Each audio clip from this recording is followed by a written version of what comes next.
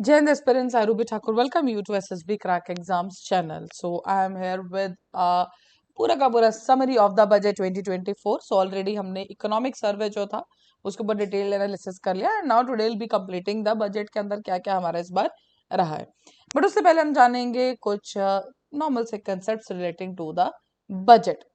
सो देखिए जी, union budget है, इसे हम एनुअल फाइनेंशियल स्टेटमेंट के नाम से जानते हैं एंड हर साल 1 जो है गवर्नमेंट इसको रिलीज करती है. तो हम बात करेंगे कि क्यों इसको 1 जब इसका डेट रखा गया है, then why we have taken जुलाई के महीने में हम इस पे क्यों बात कर रहे हैं. लेकिन उससे पहले बजट को प्रिपेयर किया जाता है by the department of economic affairs, जो कि मिनिस्ट्री ऑफ फाइनेंस के अंडर काम करता है.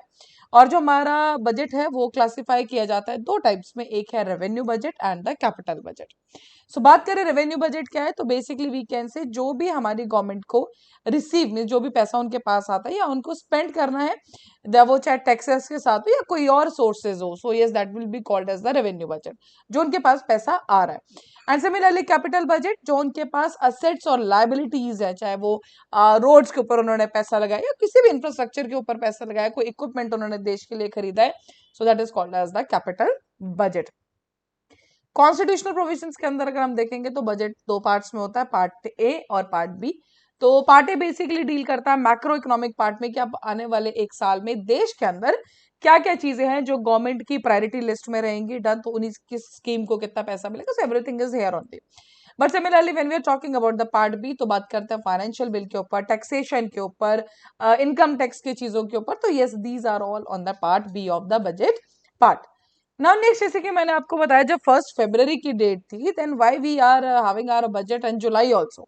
सो देखिए, दो कंसेप्ट है, interim budget and the union budget. जब हमारा 1 फरवरी का टाइम था, उसके बाद आप सब जानते हैं हमारे यहाँ लोकसभा इलेक्शंस होने थे. तो जो फरवरी में बजट दिया गया था that was the interim budget, because तब तक जो है गवर्नमेंट पूरे टेन्योर के लिए इलेक्टेड नहीं थी.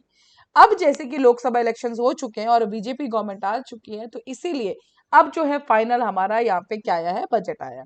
दैट सो बेसिकली नाउ उनके पास पूरी पावर है और उसके बाद इनका ये बजट आना लाजमी था, क्योंकि ऑफ कोर्स जब फरवरी में आया था तो उसके बाद इलेक्शन थे, तो पार्टी जीतती है नहीं आती है, कौन पावर में रहता है नहीं रहता, तो इसलिए शॉर्ट टर्म के लिए बनाया जाता है ना. यूनियन बजट ये पूरा फुल फ्लेज जिसको हम कह सकते हैं.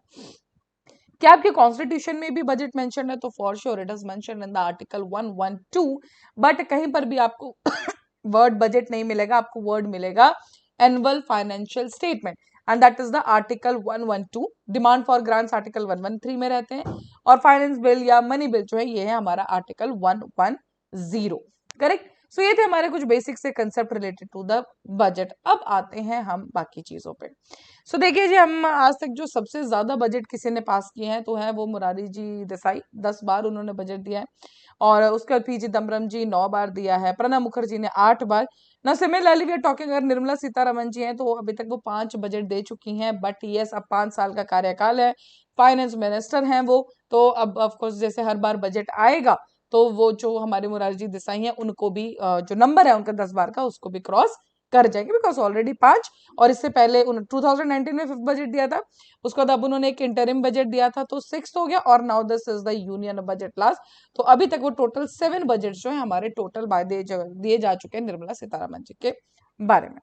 अब स्टार्ट करते हैं डिटेल से कि जो हमारा बजट आया है उसके अंदर फोकस एरियाज क्या है.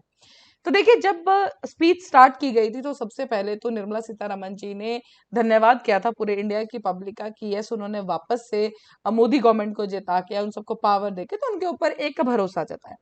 एंड उसके बाद वो कहती है कि ये 4 हैं जिनके ऊपर हमारा फोकस रहेगा, और सबसे पहले बात की गई अन्नदाता के ऊपर, दैट मीन्स द फार्मर. दूसरा नाम लिया क्या, गरीब, दैट इज द पुअर. तीसरा इज द महिलाएं, that is the women. And the fourth one is the युवा, दैट इज यूथ. सो उनका कहना यह था कि जो हमारा पूरा का पूरा बजट है, इन 4 जो है हमारी कोर मेन कास्ट है जिसके ऊपर हम ध्यान देंगे. बात करें थीम क्या है, तो पूरे के पूरे बजट में हमें थीम्स दिखते हैं, एम्प्लॉयमेंट दिखता है, स्किलिंग है, एमएसएमईज है, मिडिल क्लास है, तो ये जो है हमारी बजट थीम है. लेकिन जब ये थीम्स उन्होंने बोली उसके बाद भी उन्होंने एक चीज कही कि जो मेन प्रायोरिटी है हमारी, ये 9 चीजें हैं जो हमारा बजट 2024 डिसाइड करा.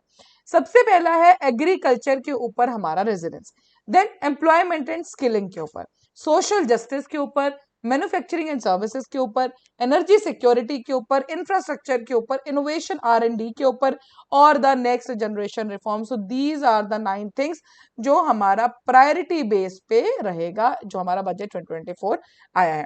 हालांकि उसके बाद भी हम देखेंगे कि कैसे कैसे चीजें किस सेक्टर के लिए क्या किया गया.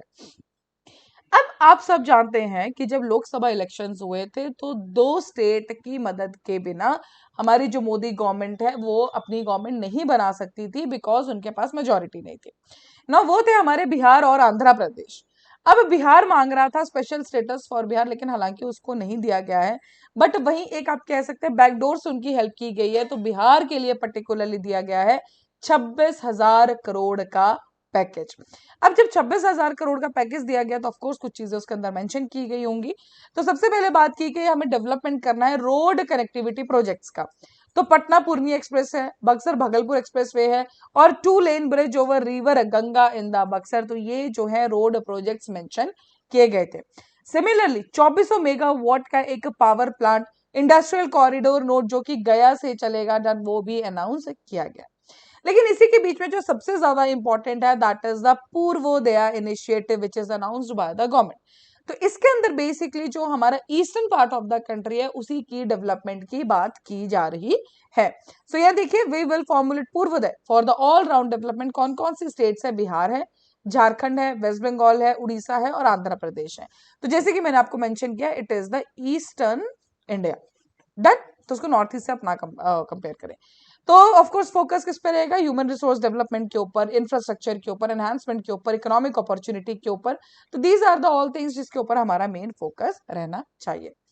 Now next is same Andhra Pradesh के साथ. और आंध्र प्रदेश का जो सबसे बड़ा प्रॉब्लम था that was one because Hyderabad was the capital. लेकिन जैसे ही रीऑर्गेनाइजेशन हुआ हैदराबाद दे दिया जाता है किसको? तेलंगाना को. नाउ कैपिटल की नीड तो है और इसी चीज के लिए फाइनेंशियल सपोर्ट दिया गया है आंध्र प्रदेश को 15,000 करोड़ रुपए का. Done. So yes this are the two because देखिए आंध्र प्रदेश की गवर्नमेंट और अगर वहां से सपोर्ट नहीं मिलता बिहार से तो आज हो सकता है सिनेरियो कुछ और हो सकता था. डन. सो यस तो 2 स्टेट्स के लिए ऑफ कोर्स एक ग्रेट हेल्प तो आप कह ही सकते हैं. अब स्टार्ट करते हैं हमारी पहला topic and that is on the जैसे मैंने आपको बताया था कि रेजिलियंस इन एग्रीकल्चर हमें चाहिए.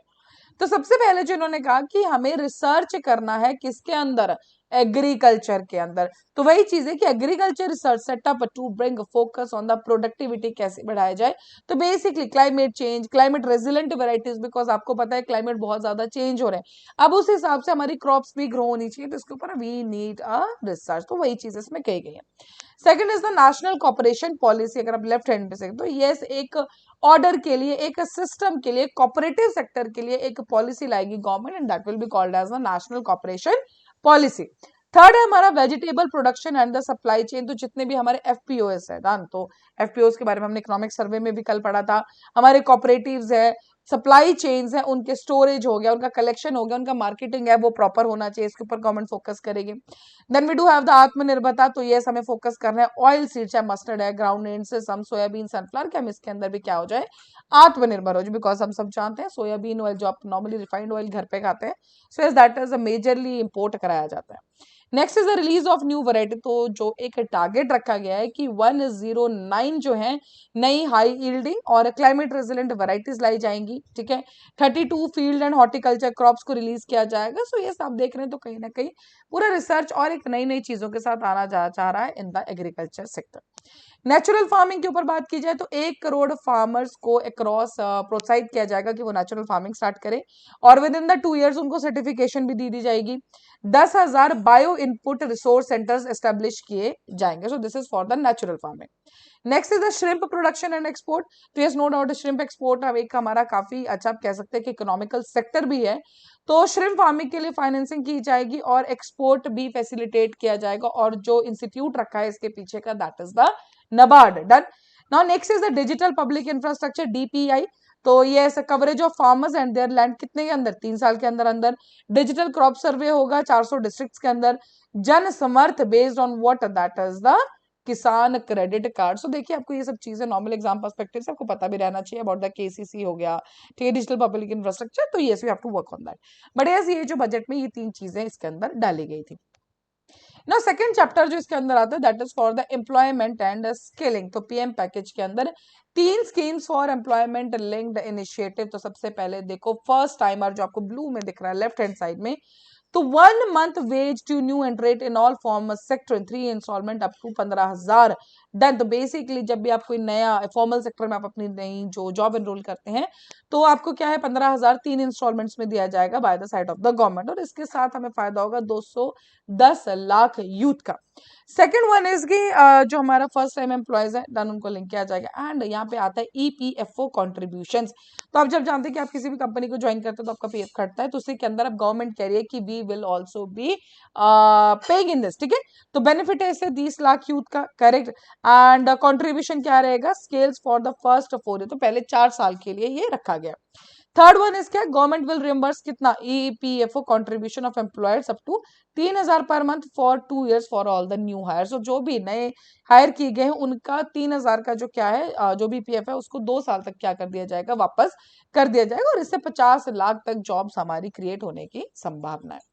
नाउ नेक्स्ट इज व्हाट, जैसे कि मैंने आपको बताई ये ऊपर आपने स्कीम देख ली उसके ऊपर। Similarly we do have the what, 20 lakh youth ऐसा होगा जिसको स्किल किया जाएगा 5 साल के अंदर अंदर। 1,000 इंडस्ट्रियल ट्रेनिंग इंस्टीट्यूट खोले जाएंगे ताकि एक आपका ट्रेनिंग हब भी बन जाए। Similarly will be having the course content and design align as per the skill needs for the industry. और इकोनॉमिक सर्वे के अंदर हमने देखा था कि एक जो गवर्नमेंट का फोकस है वो ये ही है कि हम कैसे एजुकेशन और बेसिकली इन दोनों के जो गैप है एम्प्लॉयमेंट के बीच के गैप को, इसको हम खत्म करें। डन, तो उसके लिए एक काफी अच्छा स्टेप यहाँ पे भी बात की जा रही है। लेफ्ट हैंड साइड पे देखिए जो हमें फोकस क्या रहेगा, वुमेन पार्टिसिपेशन के अंदर हमें ध्यान रखने की ज्यादा से ज्यादा जो है वुमेन वर्क फोर्स हमें देखने को मिले। 7.5 लाख तक का loan with the guarantee from the government promoted fund. Expected help for ना 25,000 students every year. Financial support चलेगा फॉर लोन्स कितना, 10 lakh for the higher education के लिए इन द डोमेस्टिक इंस्टीट्यूशंस। ऐसा नहीं है कि आप बाहर जाके पढ़ेंगे और आप बोलेंगे 10 लाख चाहिए, no, it will be for the domestic institutions only. E vouchers directly 1 lakh students को दिया जाएगा हर साल।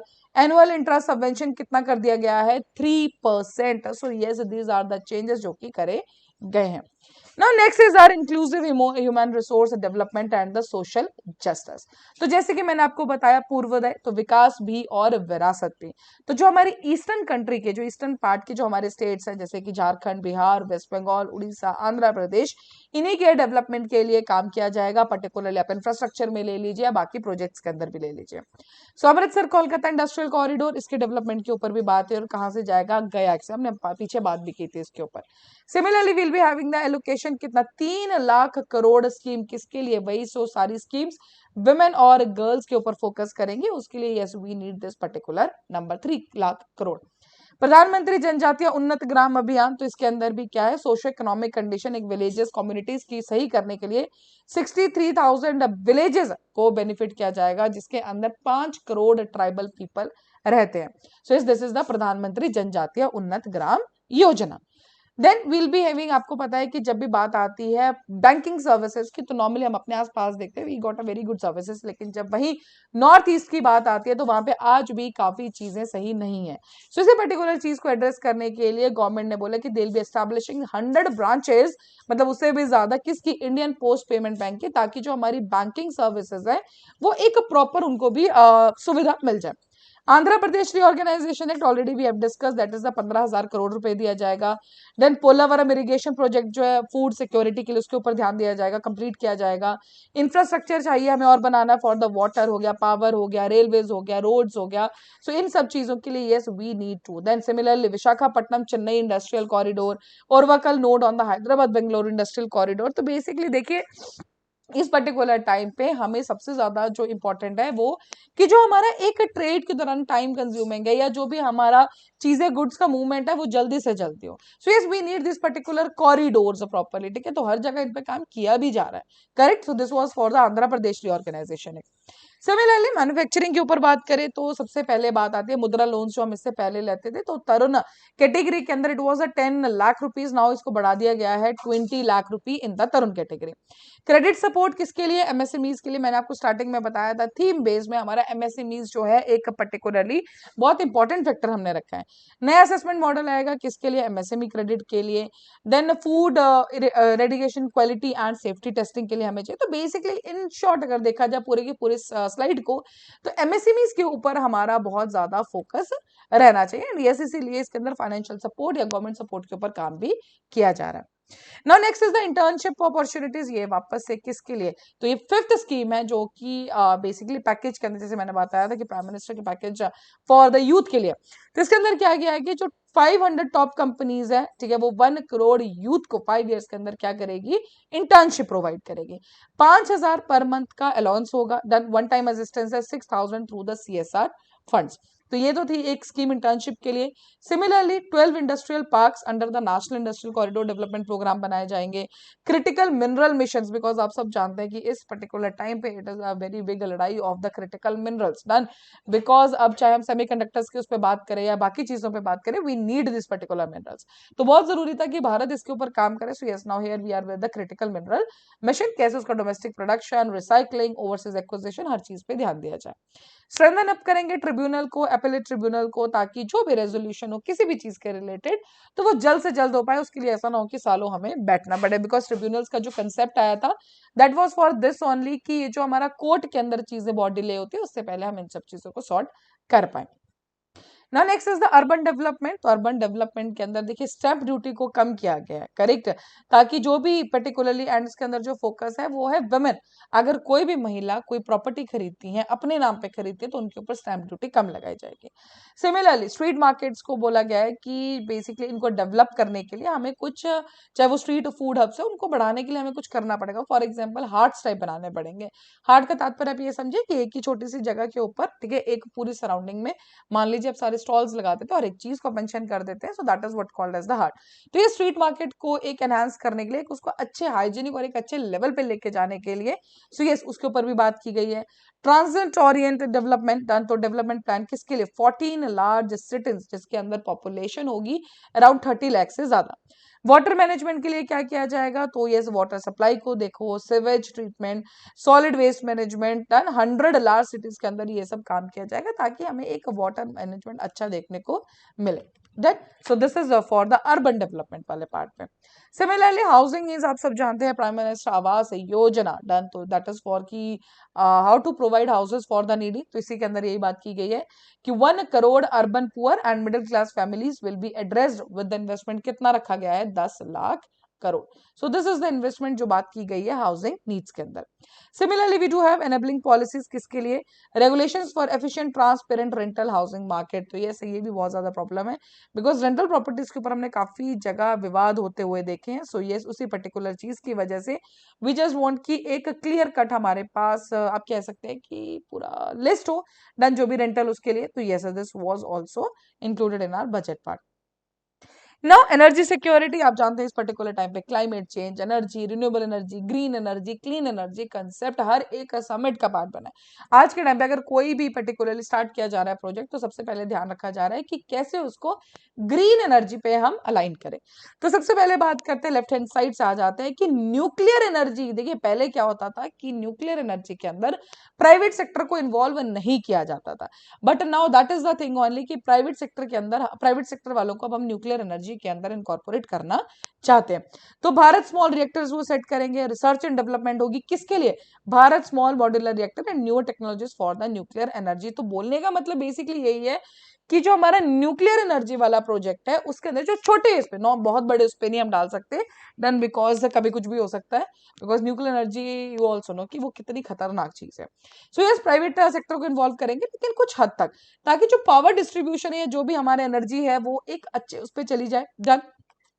एनर्जी ऑडिट पे बात करोगे तो फाइनेंशियल सपोर्ट किसके लिए चाहिए? हमें जो भी हमारी माइक्रो एंड स्मॉल इंडस्ट्रीज हमारी काम कर रही हैं, उनको अगर ग्रीन एनर्जी में या क्लीन एनर्जी के ऊपर हमें लेके जाना है, तो उसके लिए जो भी फाइनेंशियल सपोर्ट होगा उसके अंदर गवर्नमेंट जरूर मदद करेगी डन। और साथ ही में ऑडिट होगा 60 क्लस्टर्स के अंदर, 100 क्लस्टर्स, और these are all the things. Right hand side पे आ जाइए, it is the pumped storage policy, तो yes for electricity storage, facilitation of smooth integration of the growing share of the renewable energy. So yes, this is also our focus done. And the last is a joint venture किसके बीच में establish होगा, NTPC और BHEL के बीच में, and that is the 800 megawatt commercial plant, ये अब सामने आएगा. So yes, we just want, because हमने देखा था जब मिनिस्ट्री ऑफ पावर ने भी अनाउंस किया था, तो आने वाले टाइम में जो हम विकसित भारत का एक सपना देख रहे हैं, तो उसके अंदर एनर्जी रिक्वायरमेंट के अंदर भी हमें इंक्रीज देखने को मिलेगा, तो उसको मीट करने के लिए और वो भी सस्टेनेबल और क्लीन तरीके से, यस गवर्नमेंट को उसके लिए बहुत ज्यादा काम करना पड़ेगा ना. यहाँ पे बात आती है प्राइम मिनिस्टर सूर्य घर मुफ्त बिजली योजना, तो फॉर एग्जांपल आपने पढ़ा ही होगा इसके बारे में. सो 1 करोड़ हाउस होल्ड जिनको फ्री इलेक्ट्रिसिटी मिलनी चाहिए, हर एक महीने में अप टू 300 यूनिट जो है वो हमें फ्री मिलने चाहिए, मतलब ऑफ कोर्स उससे जनरेट होने चाहिए. एंड 1.28 करोड़ रजिस्ट्रेशन और 14 लाख एप्लीकेशन जो है अभी तक इसमें अप्लाई करी जा चुकी हैं. Now we are talking about the infrastructure, और कौन गवर्नमेंट इंफ्रास्ट्रक्चर पे कितना इन्वेस्ट करते हैं उसी के ऊपर किसी इकोनॉमी की या उस गवर्नमेंट का पता लगता है. बिकॉज यस किसी पर्टिकुलर टाइम पे इट इज ओनली 3-3.5 करोड़ रुपए, 3-3.5 ऑफ कोर्स दिस है, ठीक है. बट नाउ अगर आप इस बार देखेंगे, so it is 11,11,111 crore for what, that is the infrastructure. मतलब जो पूरी जीडीपी है उसका 3.4% जो है हम इंफ्रास्ट्रक्चर के अंदर डाल रहे हैं. अब नो इंफ्रास्ट्रक्चर का मतलब आप समझ सकते हैं, it can be the road projects, corridor projects, कुछ भी है जो आने वाले टाइम पे will serve as the asset या एक नीड के लिए. So yes it is a very good number जो कि गवर्नमेंट इन्वेस्ट कर रही है for the infrastructure. 1.5 lakh crore for 2 states as long term interest free loans, तो वो जो भी कोई रिसोर्स एलोकेशन के लिए, तो इस 1.5 लाख करोड़ किसको जाएगा, स्टेट्स को जाएगा. फेज 4 किसका, प्राइम मिनिस्टर ग्राम सड़क योजना के लिए. यस आप जानते हैं कि इसका मेन फोकस है कि हर एक सीजन में, चाहे कोई भी सीजन हो, कनेक्टिविटी लूज नहीं होनी चाहिए. Done. So 25,000 rural habitation, yes this is the thing only. Next is the irrigation and the flood mitigation, तो ये फाइनेंशियल सपोर्ट दिया गया है. एस्टिमेटेड कॉस्ट रखी गई है 11,500 करोड़, किसके लिए, जितने भी हमारे इरिगेशन प्रोडक्ट्स हैं उन सबके लिए. फॉर एग्जांपल कोसी मेची, तो आप समझते कोसी रिवर आप सबने सुनी है, तो ये जो particular intra state link project है that is with the Bihar only. Done. तो 20 अदर ऑनगोइंग स्कीम्स चल रही है सब में, तो यस तो कितना रखा गया, 11,500 करोड़ रुपए इसमें वो इन्वेस्ट करेंगे. Assistance for flood management release project जो कि Assam Sikkim Uttarakhand. Done.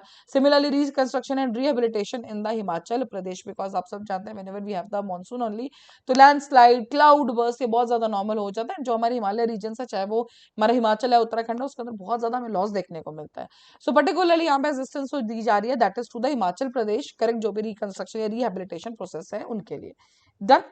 Now next वापस इंफ्रास्ट्रक्चर पे ही है, तो आप सबने देखा होगा कि अब टेम्पल्स के अराउंड कॉरिडोर्स बन रहे हैं एंड ऑल थिंग. सो इस यहाँ पे भी बात की गई है Vishnupad temple corridor, Mahabodhi temple corridor, जो मॉडल है किसके ऊपर, काशी विश्वनाथ टेम्पल कॉरिडोर की तरह. सो ये 2 और कॉरिडोर जो है डेवलप किए जाएंगे. Done. Comprehensive development initiative for किसके लिए, राजगीर के लिए. डन. जो हिंदू बुद्धिस्ट जैन सबके लिए बहुत सिग्निफिकेंट है. डन. राजगीर जो जगह है बेसिकली बुद्धिज्म के लिए भी है, हिंदूज के लिए भी है, जैन के लिए है, तो उसके अंदर भी डेवलपमेंट की जाएगी. नालंदा जो ऑलरेडी आप जानते हैं इनॉग्रेट हो चुका है, उसके अंदर टूरिस्ट सेंटर डेवलप किया जाएगा, ठीक है जी. Similarly development of Orissa scenic beauty, temple, monument, draftsman, wild life sanctuary, तो इन सबको बेसिकली उड़ीसा के ऊपर फोकस किया गया है इंफ्रास्ट्रक्चर के लिए. ये सब चीजों में हमें डेवलपमेंट देखने को मिल सकती है. ना यहाँ पे अगर आप जो स्क्रीन पे देख रहे हो research and development, so this is the sector जहाँ पे इंडिया बहुत पीछे रह जाता है. डन. मतलब हम कर रहे हैं नो डाउट, बट एक उस लेवल पे हम नहीं कर पाते हैं, इसीलिए गवर्नमेंट आई है किस चीज के लिए, अनुसंधान नेशनल रिसर्च फंड. डन. तो इसके लिए क्या है, जो भी रिसर्च होगा, प्रोटोटाइप डेवलपमेंट होगा, उन सब चीजों के लिए. Private sector driven research and innovation at commercial scale with the financing of pool रखा गया है 1 लाख करोड़ रुपए, वो है प्राइवेट सेक्टर पे. देन स्पेस इकोनॉमी, तो वेंचर कैपिटल फंड जो कि 1,000 करोड़ का है वो भी सेटअप किया जाएगा. करेक्ट. तो जैसे आपने देख लिया अनुसंधान नेशनल रिसर्च फंड हो गया. सिमिलरली वेंचर कैपिटल फंड जो कि स्पेस इकोनॉमी को बेसिकली टारगेट करेगा. ना next is our next generation reforms, तो यहाँ पे रूरल और अर्बन लैंड को रिलेट करने के लिए yes we do have here. Done. तो यूनिक लैंड पार्सल आइडेंटिफिकेशन, आप सब जानते हैं कि जितने भी लैंड्स हैं आज भी प्रॉपर्ली रजिस्टर्ड नहीं है.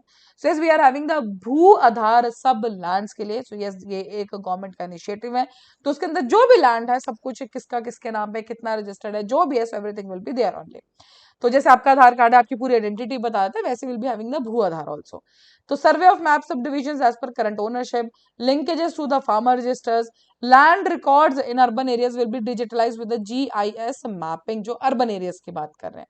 Then digitalization of cadastral maps, establishment of land registry, तो ये सब चीजें क्या की जाएंगी, यहाँ पर बात की गई है ना। आगे टैक्स एंड उसके ऊपर बढ़ने से पहले will be seeing the receipts and capital. तो रिसीट्स के अंदर हम रेवेन्यू रिसीट्स पढ़ते हैं और कैपिटल रिसीट्स पढ़ते हैं। रेवेन्यू रिसीट्स का मतलब क्या हुआ कि जो गवर्नमेंट के पास पैसा आया, done, it's a pure form money है, जो भी है पैसा आया, तो that is the revenue receipts.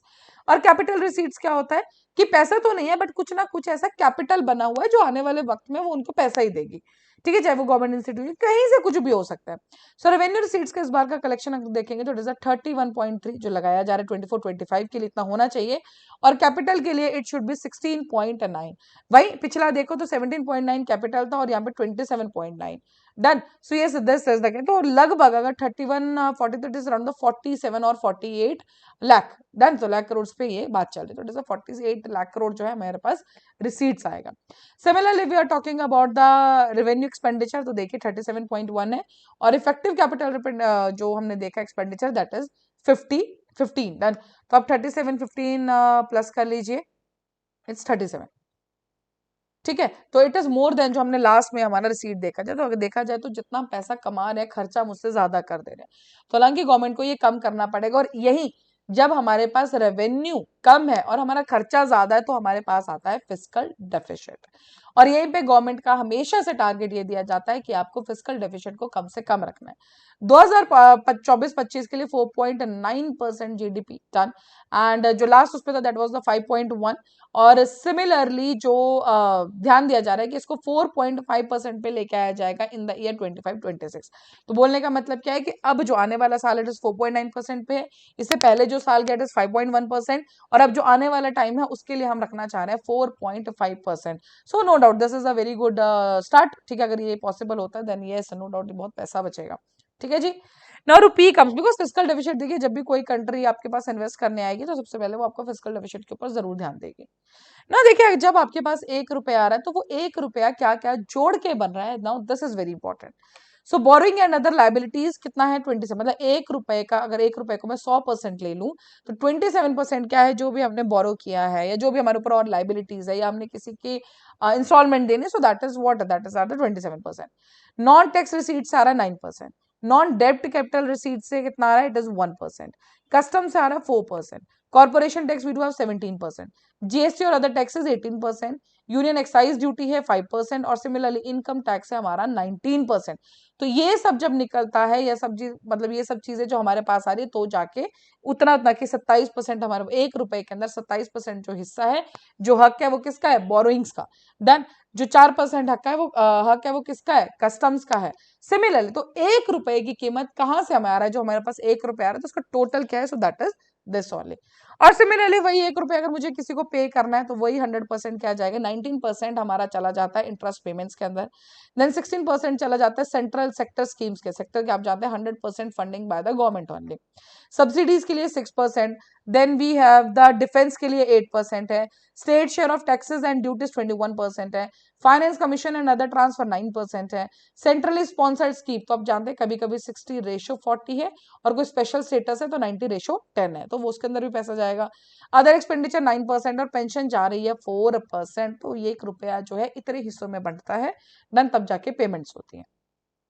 Now here is the part B, ठीक है, तो सिंप्लीफिकेशन ऑफ द टैक्सेस। तो देखो सबसे पहले तो बात ये कही गई है टैक्सेस के ऊपर कि जो हमारा इनकम टैक्स 1961 है अब हमें उसे जल्दी से रिव्यू करना होगा, जो भी हमारा चैरिटीज TDS सिस्टम है उनको सिंप्लीफाई करना होगा, लिटिगेशन अपील जो भी है उसको थोड़ा सा आपको स्पीडी करना रहेगा कि आप जल्द से जल्दी कर लें, और टैक्स बेस को आपको ओपन करना। टैक्स बेस का मतलब क्या हुआ कि अभी तक जितने भी लोग हैं सारे टैक्स पे नहीं कर रहे हैं, तो उन्हीं को हमें बढ़ाने की ज्यादा से ज्यादा जो क्या है लोग टैक्स पे करें, टैक्स की चोरी देखने को ना मिले।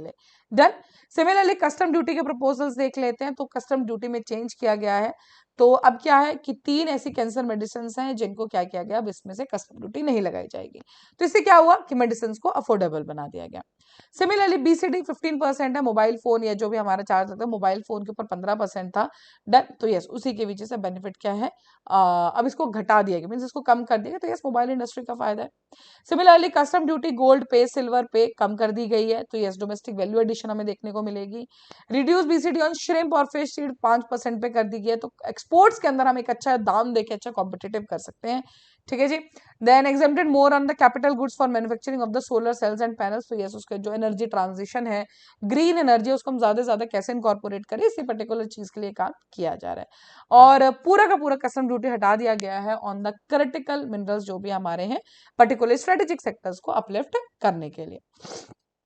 Now here we do have the direct tax proposals, और जब direct tax proposals की बात आ रही है तो yes we are having the short term gain tax और long term gain tax। तो अब ये समझ लीजिए कि शॉर्ट टर्म में मतलब विद इन 1 ईयर आप कोई पैसा निकाल रहे हो, उससे कुछ कर रहे हो तो 20% टैक्स है। और लॉन्ग टर्म मतलब पहले जो हम 1 साल बाद आप निकाल, पहले 10% था, अब इसको भी गवर्नमेंट ने बढ़ा दिया, इट इज टू द 12.5%। ठीक है जी। तो लिमिट एग्जेम्पशन जो कैपिटल गेन्स है किसके लिए, जो 1.25 लाख महीने सॉरी साल में कमा रहा है उन सबके लिए है ये। ठीक है। तो उनके लिए कोई भी हमारा कैपिटल गेन टैक्स या कुछ भी नहीं लगेगा। सिमिलरली एंजल टैक्स को हटा दिया गया है। तो आप ये समझे, मान लीजिए कोई स्टार्टअप स्टार्ट किया जा रहा है और उसके लिए आपको कोई इन्वेस्टर चाहिए, तो बाहर से कोई एंजल इन्वेस्टर, तो उस इन्वेस्टमेंट के ऊपर भी टैक्स लगाया जाता था। तो नो डाउट स्टार्टअप्स के लिए तो ये लॉस ही था, और हो सकता है कि कुछ लोग पीछे हट रहे हो बिकॉज टैक्स लगेगा। तो एंजल टैक्स को अबॉलिश कर दिया गया है एंड टैक्स रिजीम को बहुत ज्यादा सिंपल कर दिया गया है डोमेस्टिक रूल्स के ऊपर। सेफ हार्बर रेट्स हैं फॉरेन माइनिंग कंपनीज इन सब के लिए। कॉर्पोरेट टैक्स को 40% से कम करके 35% कर दिया। This is a very very good news for the corporate sector. तो now it is a 35% for the corporate sector. तो अब नया स्लैब आया है इनकम टैक्स पे करने के लिए। अगर आपकी इनकम 0 से 3 लाख रुपए है सो इट इज निल, कोई आपको नहीं देना पड़ेगा। 3 to 7 it is 5%, 7 to 10 lakh it is 10%, 10 to 12 it is 15%, और 12 से 15 लाख इज 20%, और 15 लाख से अगर ज्यादा निकलता है सो इट इज द 30%। ठीक है जी। और salary deduction for salaried employees increase कितना, 50,000 से 75,000 पे ले गए। Now these are the sectors कि किसको कितना पैसा मिला। तो सबसे ज्यादा for sure it is for the defence 4,54,773 crore. उसके बाद जो पैसा दिया गया है बजट के अंदर that is to the rural development, then agriculture and allied activities, home affairs, education, IT and telecom, health, energy, social welfare and the commerce industry. तो एक चीज तो यहाँ से बहुत क्लियर है कि डिफेंस तो ठीक है, it is much needed and उसके लिए डिफेंस आपको बजट देना होगा। बट जो आपका ये रूरल डेवलपमेंट, एग्रीकल्चर, तो कहीं ना कहीं ये जो हमारा इंडिया है वो अपनी इकोनॉमी का एक ट्रांजिशन जरूर करना चाह रहा है। Then now next is the कौन से स्कीम्स को कितना पैसा दिया जा रहा है। तो देखिए एमजी नरेगा जो है पहले इनके पास 60,000 था, none means of course it is in the crores only, now it is 86,000। Research and development projects के लिए 1200, देन न्यूक्लियर पावर प्रोजेक्ट्स के लिए इट इज 222 2228, और पीएलआई मतलब प्रोडक्शन लिंक्ड इंसेंटिव्स है उनके लिए it is 2143। So this is the allocations. Similarly यहाँ पे डेवलपमेंट ऑफ सेमीकंडक्टर और डिस्प्ले मैन्युफैक्चरिंग के लिए 6903, सोलर पावर ग्रिड्स के लिए 10,000 करोड़ रुपए, then direct benefit transfer 1500 crore रुपए, और line of credit under IDEA scheme it is the 3849 crore रुपए। तो ये सारा लोकेशन रहेगा फंड्स के अंदर। Done. So that was all with the whole of your budget in the detail with the pictures and slides form में हमने discuss किया। But yes this was the किस हिसाब से चीजें बांटी गई हैं, किस हिसाब से हमें आने वाले उसमें चेंज देखना मिलेगा। हालांकि जब बजट आया तो उसका हमें काफी मिक्स रिएक्शंस देखने मिले, कुछ लोगों ने अपोज किया, कुछ लोगों ने तारीफ की। सो that is something different, but yes this was the budget for the 2024 and 25 and this is now called as the normal budget, this is not an interim budget। ठीक है। सो अभी आपके स्क्रीन पे है कोर्सेज फॉर इंटरव्यू का है आपके पास। तो हर महीने हमारा बैच बैठता आप ज्वाइन कर सकते हैं। साथ ही एनडीसीडीएस के कोर्सेज आप इनको अवेल कर सकते हैं। जब भी आप अवेल करो उस टाइम पर डिस्काउंट कोड जो कि वॉरियर 10 बिल्कुल लगाना ना भूलें। जैसे आप इस कोड को यूज करेंगे will be getting the 10% of on that particular course and that was all about the budget. ठीक है। तो attach PDF and all you will be getting that, but yes that's all for this particular budget section. So thank you so much, have a nice day. जय हिंद, जय भारत।